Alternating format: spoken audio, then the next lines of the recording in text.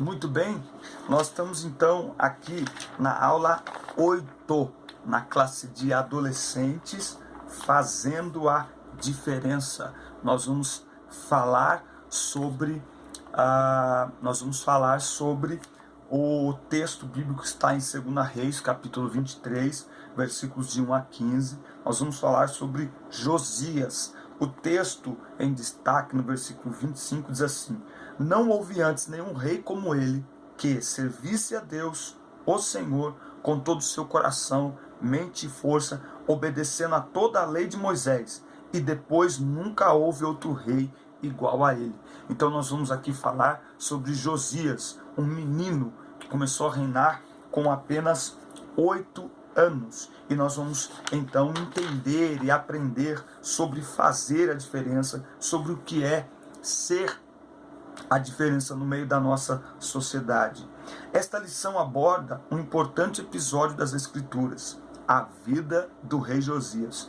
Pelo fato de ter sido um rei que iniciou seu reinado com apenas 8 anos de idade e um dos últimos reis justos da história, dentre todos os reis de Judá, a história bíblica traz grandes ensinamentos de como Deus levanta também jovens e adolescentes com ousadia, a fim de cumprir os seus propósitos. Então, nós vamos ver dentro da história de Josias como é que Deus trabalha, levantando pessoas, mesmo que jovens, mesmo que com pouca idade, para cumprirem os seus propósitos no meio de uma geração e de uma sociedade completamente impregnada pelo pecado.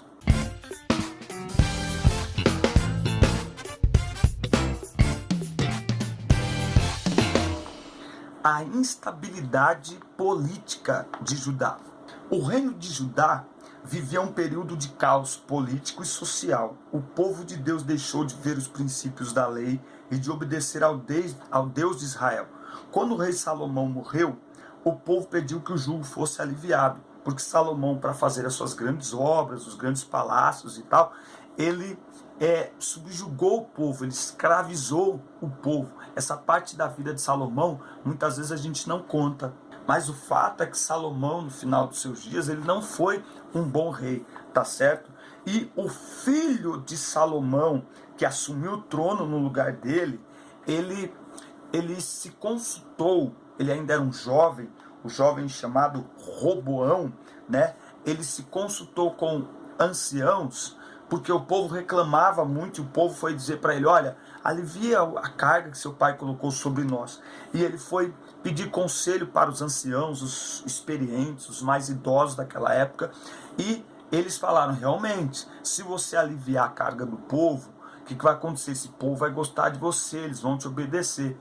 Mas ele falou: não, eu vou pegar outro conselho. E foi pegar conselho com pessoas de sua idade. Claro, os jovens disseram para ele: não, se você aliviar, esse povo vai ficar folgado, vamos dizer assim, esse povo não vai te respeitar. Você vai voltar para eles e vai dizer: meu pai subjugou vocês, eu vou subjugar 2 vezes mais, eu vou aumentar o peso sobre vocês, eu vou ser mais duro com vocês do que meu pai foi.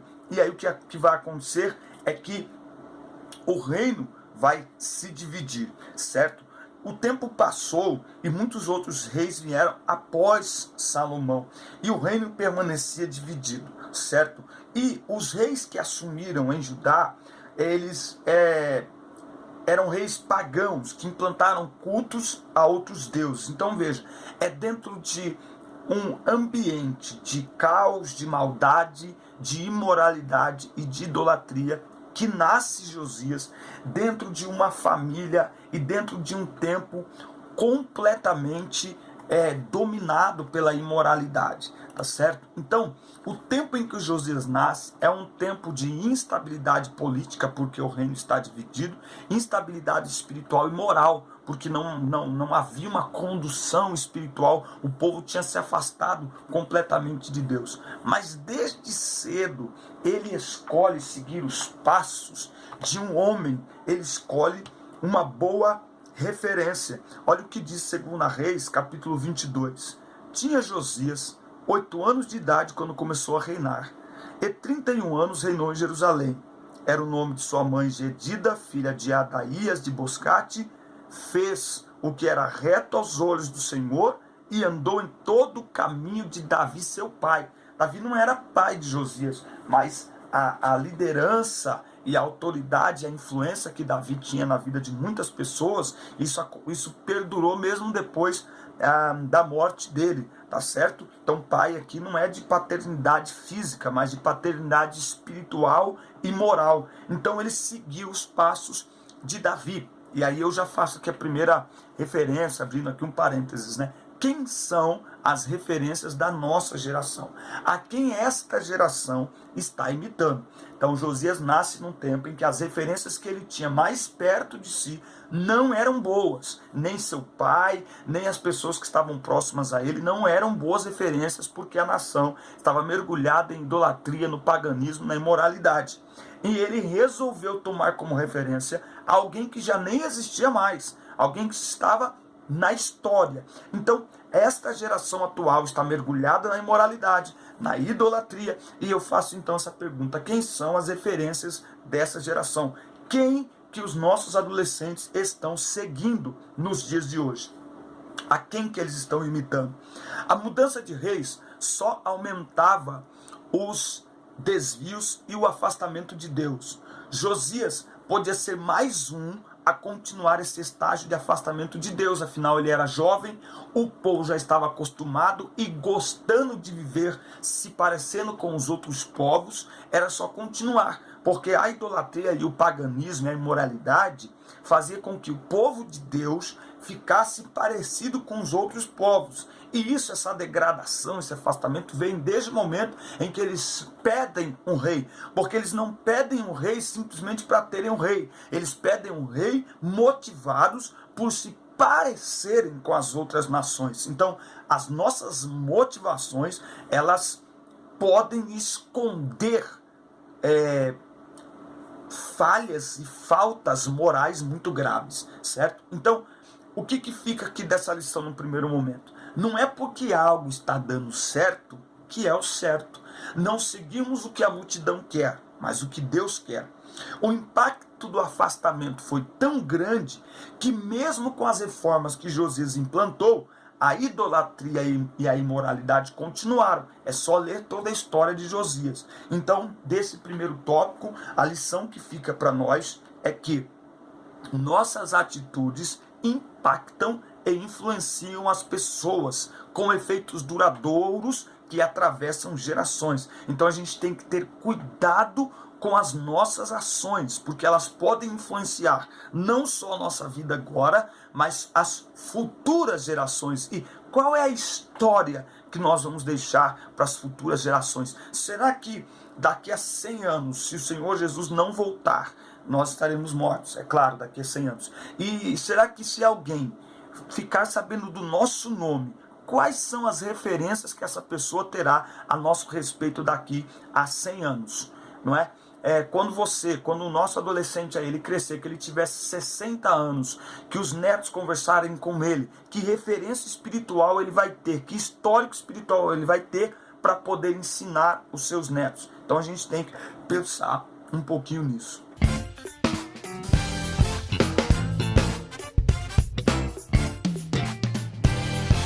Um rei jovem e temente a Deus. As escrituras nos contam que Josias foi um rei justo e temente a Deus, e não se apartou dos caminhos do Senhor, reinando por 31 anos em Judá.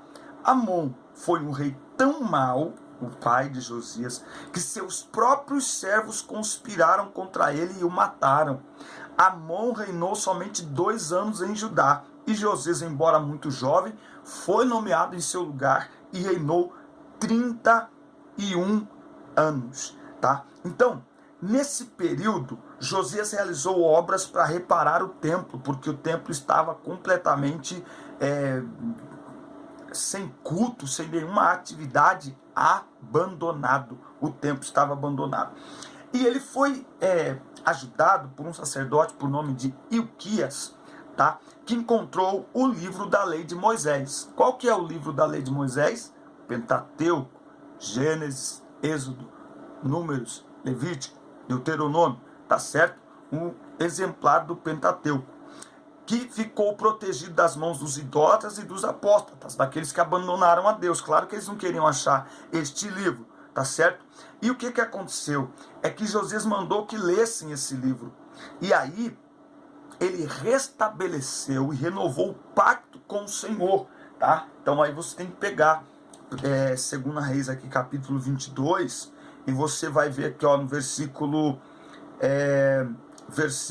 10. Então o escrivão Safã informou o rei: o sacerdote Ilquias me entregou o livro. E Safã o leu diante do rei. Ouvindo o rei as palavras do livro, rasgou as suas vestes, ou seja, ouvindo ele a leitura da Bíblia Sagrada daquela época, rasgou as suas vestes. Por quê? Porque quando ele ouviu as palavras, ele falou: gente, nós estamos muito distantes, nós estamos fazendo tudo errado. Estamos fazendo tudo errado. Então ele rasgou as suas roupas e buscou a misericórdia do Senhor. Então, tanto seu pai como muitos antes dele desobedeceram a Deus, se afastaram e afastaram o povo de Deus. Esse é o problema de uma liderança distante de Deus. Porque quando você é um líder e está distante de Deus, você se distancia e distancia as pessoas à sua volta. Mas Josias não seguiu os passos do seu pai. Por quê? Presta atenção, fazer a diferença é uma escolha. O ambiente que vivemos hoje é bem parecido com o de Josias. A idolatria, inclusive a idolatria gospel, né, está desviando as pessoas do foco, do alvo que é Cristo Jesus. Essa história nos mostra que nossa fé supera qualquer ambiente se ela estiver alicerçada na palavra de Deus. Deus não nos chamou para ser mais um, mas nos chamou para fazer a diferença e para fazer diferente. Fazer a diferença, sendo a diferença, e fazer diferente, tendo atitudes diferentes, tá certo? Então, a nossa geração é uma geração também cheia de idolatria.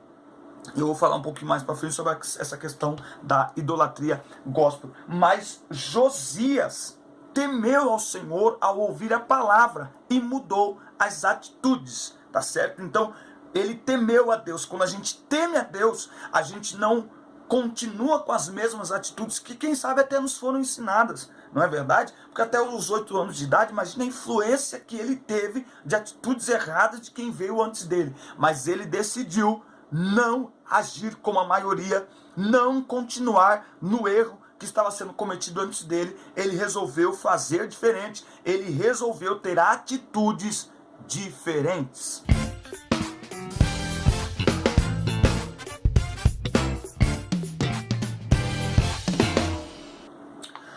Purificando o altar, né? O avivamento. Veja no texto que no 8º ano, quando ele ainda era bem moço, tá? Então, se ele começou a reinar com 8 anos, os irmãos aí me ajudem. Se ele começou a reinar com 8 anos, então nós estamos aqui dizendo que quando ele fez 16 anos, aproximadamente, ele começou a adorar o Deus do seu antepassado Davi. E 4 anos mais tarde, por volta de 20 anos, ele começou a purificar a terra de Judá, certo? Talvez porque quando ele começou a reinar com 8 anos, ele não tinha a liberdade, tá certo? Ele provavelmente os primeiros anos, repito, professores de teologia, mestres em teologia, por favor, deixe aqui no comentário se eu estiver errado. Vai ser uma honra dividir esse conhecimento com vocês, tá bom? Provavelmente os primeiros anos ele tenha reinado pela mão de alguém que era responsável, vamos dizer assim, por um responsável legal por ele, tá certo? Ele fez uma limpeza no reino, destruiu os lugares de adoração, os postes ídolos, as imagens, tá? E ele restabeleceu o culto ao Senhor, mandou destruir tudo que pertencia a Baal e exterminar o que era abominável a Deus. Queimou os ossos dos sacerdotes sepultados para purificar Judá e Jerusalém. E depois ele leu a palavra diante de todo o povo, tá certo? Então, interessante isso aqui, ó. Nós hoje vivemos uma fase parecida com a de Josias e escutamos muitas pessoas dizerem que precisamos de viver um avivamento. Alguns chegam a dizer que estamos vivendo um avivamento. Bom, o rei Josias leu todas as palavras do livro, está em 2 Crônicas 34. Todo avivamento espiritual registrado no Antigo Testamento surgiu de uma renovada proclamação da palavra de Deus e da obediência a ela. Não há avivamento sem palavra. Talvez a melhor tradução de avivamento seja retorno à palavra. Voltar à palavra. O povo estava distante de Deus porque estava distante da palavra. Um povo distante de Deus está distante por causa da palavra, porque está distante da palavra. Só tem uma maneira de aproximar as pessoas de Deus, é por meio da palavra, porque é a palavra que nos diz como nós devemos viver e o que Deus espera de nós. Então, um povo distante da palavra é um povo distante de Deus. A forma de se distanciar de Deus é se distanciando da palavra. A forma de aproximar as pessoas de Deus é aproximando as pessoas da palavra. Não há avivamento sem palavra. Não há avivamento sem palavra. A maior dificuldade nossa hoje em fazer a limpeza é que os ídolos dessa geração estão em nossos púlpitos, têm carne e ossos, são humanos, cantam, falam e pregam no nome de Jesus. Não estou com isso dizendo que todo cristão famoso se faz a si mesmo um ídolo. Muitos não pediram para ser famosos e não pedem para ser admirados. Mas as pessoas, por estarem fracas de Bíblia, distantes da palavra, tá certo? Principalmente adolescentes, têm a facilidade em admirar tanto essas pessoas que chegam a idolatrá-los. Essa geração, ela é faminta por novidades. 2 Timóteo, capítulo 4, versículo 3. Porque virá tempo em que não suportarão a sã doutrina, mas tendo coceira nos ouvidos, cercar-se-ão de mestres segundo as suas próprias cobiças, e se recusarão a dar ouvidos à verdade, voltando às fábulas, às histórias em quadrinhos. O desprezo à Bíblia, à palavra de Deus, tem feito existir uma geração de cristãos analfabetos espiritualmente, raquíticos espirituais, fracos, frios, dormentes. Avivamento alicerçado na palavra é duradouro, verdadeiro, genuíno. O avivamento bíblico produz convicção de pecado e arrependimento, resulta numa volta à palavra de Deus, ao amor à palavra de Deus, a meditar na palavra de Deus, envolve adoração centralizada em Deus. Por isso que particularmente eu gosto dos hinos americanos, porque você não encontra a teologia da prosperidade nos hinos americanos. É adoração centralizada em Deus e gera mobilização para o serviço. Ele ouviu a exposição na palavra, ele partiu para a obra, ele foi limpar, ele foi quebrar, ele foi destruir o que estava errado e construir aquilo que era o correto. Então o avivamento gera mobilização para o serviço. Uma igreja, uma geração parada, inerte, imóvel, não está vivendo um verdadeiro avivamento, porque o avivamento, ele mobiliza a igreja, ele movimenta a igreja.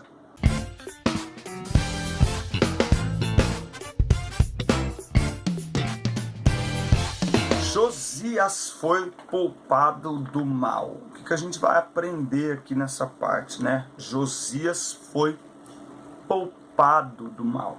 Nesse tempo, levantou-se em Jerusalém a profetisa Hulda para anunciar da parte do Senhor o mal que inevitavelmente viria sobre todo Judá. Isso nos mostra que mesmo o mais poderoso avivamento não provoca a mudança de forma plena no que se refere à totalidade das pessoas, tá? Então assim, o avivamento que veio, ele foi extremamente poderoso, mas ele não alcançou a totalidade das pessoas. Por quê? Porque as pessoas muitos estavam com o pecado enraizado de tal maneira que eles não aceitaram esse poderoso avivamento. Eles fizeram a sua própria escolha, certo? Então, as consequências das nossas atitudes, muitas vezes, elas se tornam inevitáveis pela dureza do nosso próprio coração. Israel pecou constantemente contra Deus, até que chegou o momento em que as consequências se tornaram inevitáveis. Então, nesse tempo aqui, a profecia de que eles seriam levados cativos estava prestes a se cumprir. Ela se cumpriu logo depois que Josias morreu e eles ficaram 70 anos cativos pela Babilônia. E isso aconteceu mesmo que alguns tivessem se arrependido, se convertido. Por quê? Para que eles entendessem que Deus não muda a sua palavra. Deus disse para eles: se vocês se rebelarem e não se arrependerem, vocês ficarão cativos na Babilônia. Sabe aquela coisa de credibilidade, né? Que o psicólogo fala que os pais não podem falar para o filho que vai, por exemplo, colocar de castigo e não colocar, senão a criança fica mal acostumada, né? Então o correto não é nem você prometer, é você ir lá e fazer, é ter atitude. Então Deus os alertou dizendo: se vocês não recuarem, se vocês não se arrependerem, vocês irão para o cativeiro. Eles não se arrependeram. Aí vem Josias, tem uma lacuna aí de 31 anos em que Josias é temente ao Senhor. Então, por causa de Josias, tá certo? O povo vai viver um tempo em que Deus se compadece do povo e tal, mas ao final do reinado de Josias, aquilo que Deus os alertou que aconteceria, vai acontecer como um tratamento da parte de Deus pela dureza do coração daquele povo. Então, uma coisa que a gente aprende aqui, que é interessante, é que a fidelidade de Josias não o fez colher as consequências da infidelidade do povo. Então a gente aprende que a gente não colhe as consequências dos erros de outras pessoas se agirmos corretamente, sendo fiéis ao Senhor. Senão seria injusto você colher a injustiça de outras pessoas. Então, muitos assumiram o trono e destruíram a fé e a espiritualidade do povo.